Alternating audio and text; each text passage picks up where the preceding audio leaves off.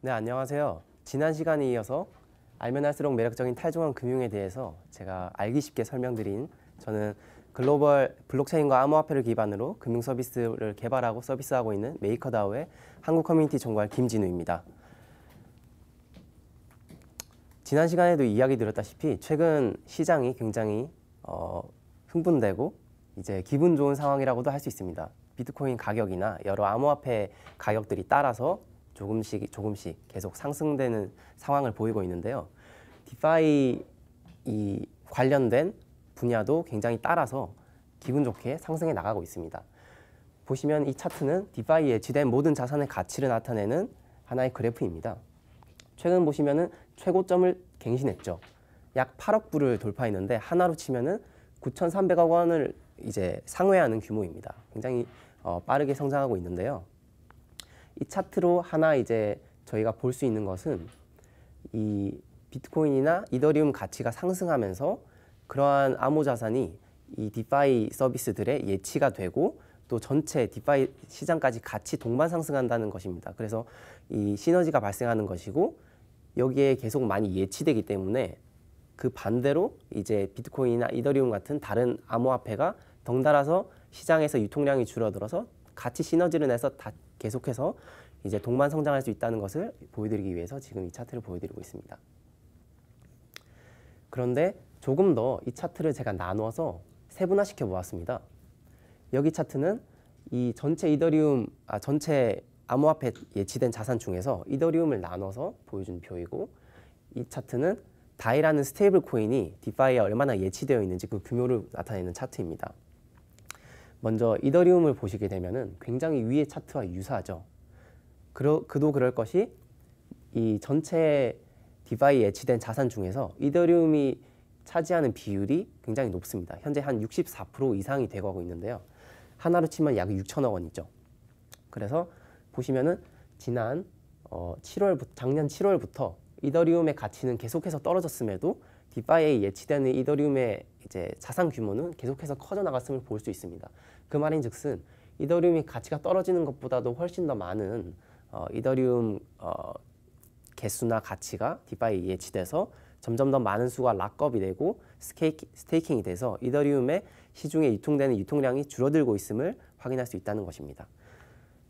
그리고 이제 스테이블 코인은 최근에 조금 다른데요. 우리가 일반적인 암호화폐는 변동성이 조금 크죠. 비트코인이나 이더리움도 하루에도 몇 %씩 굉장히 높은 등락을 보이고 있습니다. 그런데 스테이블 코인의 경우는 미국 달러나 원화나 여러 이제 여타 법정화폐에 연동이 되어 있기 때문에 굉장히 일반 법정화폐처럼 그 변동성이 적습니다. 그래서 그런 낮은 변동성으로 디파이 상품들에 많이 예치를 해서 좀 더 안정적으로 자산을 관리하고 안정적으로 수익을 내는 그런 방식을 꾀하는 사람들이 최근에 굉장히 많이 늘어나고 있어서 이 스테이블 코인을 예치하는 디파이 시장이 폭발적으로 증가하고 있음을 보여주고 있습니다. 제가 이더리움 자산을 방금 이제 최근에 빨리 늘어나고 있음에도 가격은 떨어지는 것을 말씀드렸는데요. 보시면은 굉장히 빠른 속도로 예치된 자산 규모가 커졌음에도 전혀 이더리움 시장 가격에는 거의 변화가 없고 오히려 이 동일 기간 내에 가격이 떨어졌죠.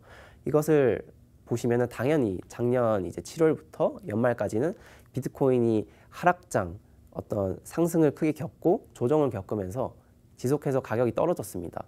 그런 비트코인 가격이 떨어지면서 전체 시장에 영향을 줘서 이더리움 가격도 지속적으로 떨어졌다고 하는 것이 일반적으로 많은 사람들이 알고 있는 그런 상황입니다. 그런데 다른 이제 지표를 보시면은 전체 디파이 예치된 이더리움 자산이 6천억이라고 매우 큰 금액이지만 실제 이더리움의 전체 유통량에 비하면은 현재 전체 유통량의 약 2.7%에 국한하고 있습니다. 그 말인즉슨 아직은 이더리움의 가격 상승이나 전체 시총에 영향을 주기에는 아직은 좀 미약한 부분이 있다고, 그런 상태라고 말씀드릴 수 있는 부분이고요. 그렇지만 올해 만약에 2020년에 디파이가 폭발적인 성장을 하고 그에 따라서 이더리움 자산이 디파이에 점점 더 많이 예치되고 가중화되면서 이 퍼센트가 만약에 더 빨리 늘어난다면은 어쩌면 상승장에 접어들었을 때 이더리움 가치도 더 시너지를 내서 더 빨리 상승할 수 있게 되지 않을까, 업계의 많은 전문가들도 관심을 가지고 계속적으로 지켜보고 있는 상황입니다. 다음으로는 스테이블 코인 다이를 좀 더 제가 자세하게 설명을 드릴 예정인데요. 보시면은 다이는 달러의 1대1로 이제 가치가 연동되어 있기 때문에 완전히 이제 법정화폐처럼 연동되어 있는 건 아니지만 굉장히 안정적으로 1달러의 가치를 유지하고 있습니다. 그래서 그러한 다이를 이용해서 예치를 하면은 마치 우리가 은행에 예금이나 적금을 들듯이 안정적인 이제 비율로 매년 보상을 받을 수 있는 그런 디파이 서비스들이 있습니다.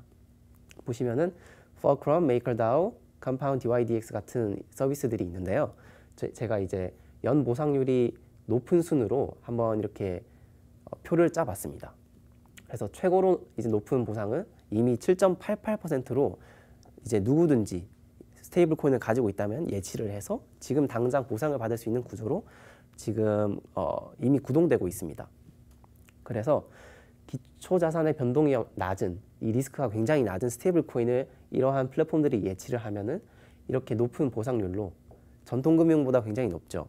그래서 이런 보상률로 보상을 계속 받아서 안정적으로 자산을 불려나갈 수 있는 수단이 지금도 이제 존재하기 때문에 여러분들이 관심을 가지고 이러한 흐름에 따라서 같이 한 번쯤 이용해 보시는 걸 저는 굉장히 좋게 그렇게 추천드리고 싶습니다. 그런데 보시면은 여기 보상 지급 주기라고 있죠. 이걸 이제 설명을 드리면은 이더리움이 블록 한 개 생길 때마다 계속해서 보상이 지급된다는 이야기입니다. 그 말인즉슨 현재 이더리움 블록 한 개가 생길 때 한 10초 정도 걸린다고 가정을 한다면은 매 10초마다 여러분이 예치한 자산에 대한 보상률이 이런 퍼센트로 계속해서 쌓이게 된다는 말입니다.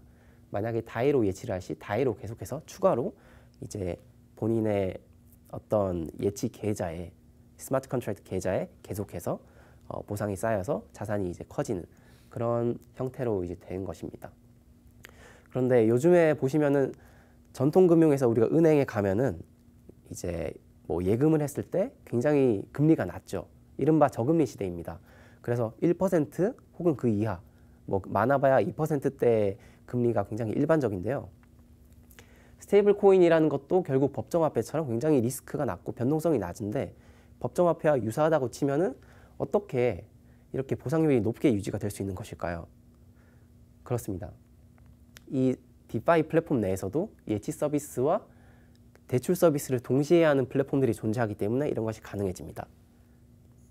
다음 표를 보시면은 같은 플랫폼들에서 이 예치 보상을 지급하는 표와 담보대출 수수료를 지급하는 표를 제가 이제 동등하게 나열해 보았습니다.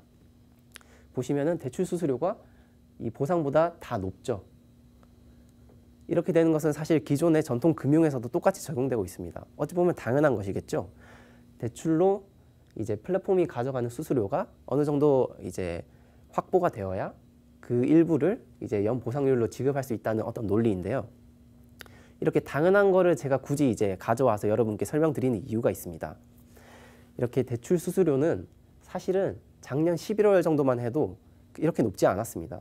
8.6%라는 것은 굉장히 전통금융에서 봤을 때 높은 편이죠. 작년 11월에는 이것이 2%에서 5%, 이제 적게는 3% 사이였습니다.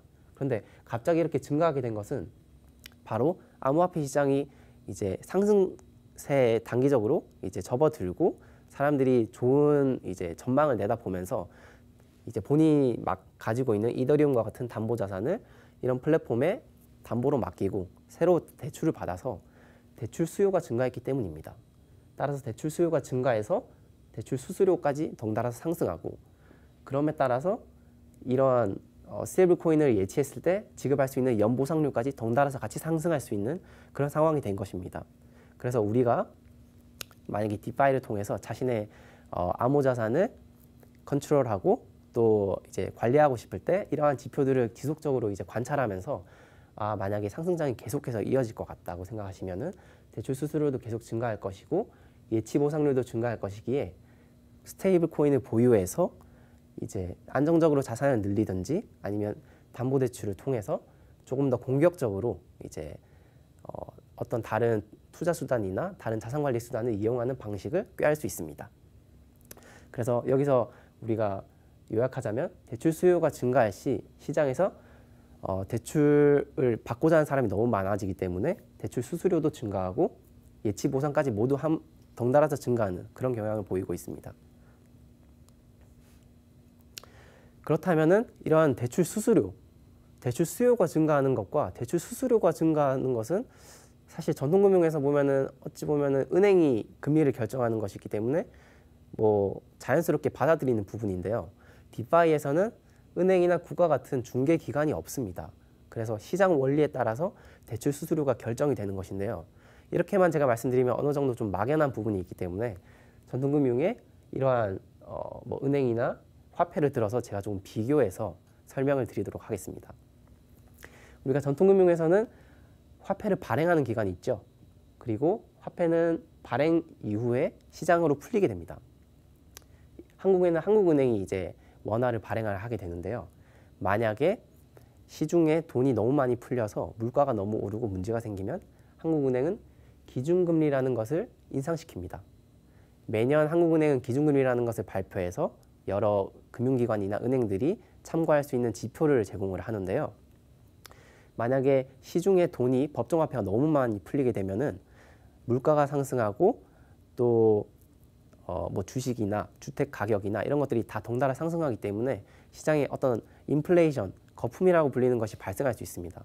이런 것을 방지하기 위해서 한국은행은 기준금리를 올려서 시중에 대출을 만약에 받은 사람이 있으면은 대출 부담을 수수료에 대한 부담을 증가시키고 여러 이제 효과를 누려서 시장을 안정화시킬 수 있습니다. 이러한 원리가 완전히 똑같지는 않지만 디파이에도 비슷한 장치들이 존재합니다. 하나는 메이커다오 시스템이 있고요. 이 시스템 내에서만 발행될 수 있는 다이라는 스테이블 코인이 있습니다. 원화, 이 법정 화폐와 이제 연결될 수 있는 부분이죠. 그리고 이 다이라는 것은 전반적인 디파이 시스템 서비스들에서 예치되거나 담보로서 굉장히 널리 사용되고 있습니다. 그리고 한국은행이 발표하는 기준금리의 경우 이 메이커다오 시스템이 자체적으로 프로토콜이 결정하는 안정화 수수료라는 형태로 시장에서 작용하고 있습니다. 조금 더 자세하게 설명드리겠습니다. 현재 메이커다오는 디파이 전체 시장에서 이더리움 자산 락업 기준으로 약 57%의 높은 점유율을 보유하고 있습니다. 물론 한국은행처럼 굉장히 시장에서 절대적인 화폐를 발행할 수 있는 그런 입지는 아닐지라도 굉장히 시장에서 높은 영향력을 행사하고 있다고 할 수 있습니다. 그리고 이 시스템 내에서만 고유하게 발행되는 다이라는 스테이블 코인이 있습니다. 이 스테이블 코인은 메이커다오 시스템에서 발행된 이후에 다시 이 디파이의 대부분의 서비스에 흘러 들어가서 예치라든지 담보 대출이라든지 그런 서비스들에 사용되고 있습니다. 보시면은 현재까지 대출금으로 지급된 전체 금액 중에 약 65%에 해당하는 높은 비율이 다이로 지급된 것을 볼 수 있습니다. 여기 보시면 싸이랑 다이로 이제 분류가 되어 있는데 작년 11월에 메이커다오 시스템이 한 차례 업그레이드를 거치면서 원래 다이라는 코인이 두 가지로 이제 나뉘게 된 것인데 지금 점점 이제 다이로 점유율이 옮겨가면서 결국에는 하나로 합쳐질 것이기 때문에 제가 오늘은 이제 하나의 코인으로 가정해서 여러분께 설명을 드리도록 하겠습니다.